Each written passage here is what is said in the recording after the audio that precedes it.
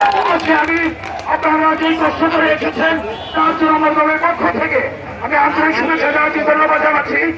আর বাকি আমরা যেন একটি আদর্শিক তারেক রহমান কি যাচ্ছে, আমাদের মানুষ কি যাচ্ছে, সেইভাবে আমি কাজ করতে চাই।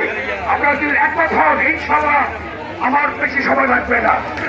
আমি আর এখন আমার বক্তব্য নির্গত করছি না।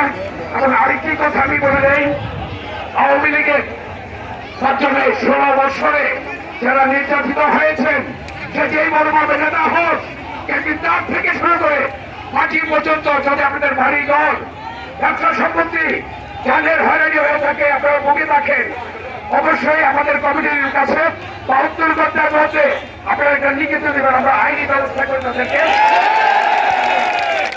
এই বলে আমার বক্তব্য এখানে শেষ করছি। যেহেতু আপনারা অনেক কষ্ট করে এসেছেন, তখন সবাইকে ধন্যবাদ জানিয়ে আমি প্রথমেই সজাগ হয়ে স্মরণ করছি আমাদের শহীদ প্রেসিডেন্ট জিয়াউর রহমান, যার কারণে তার জীবন দিতে হয়েছে। সেই ম্যাডাম খালেদা জিয়া, আপনি জানেন, ভারত মাতৃত্ব অসুস্থ, তারপরে জনগণ করে বাংলাদেশ ছাড়ে না উনি। আজকে আমরা চাই যে সমস্ত কিছু ভুলে গিয়ে উঠে আমরা সাধারণ জনগণ নিয়ে সুন্দরভাবে মানুষের উপর বসবাস করি।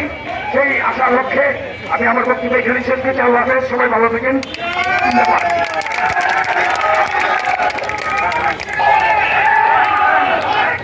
ধন্যবাদ।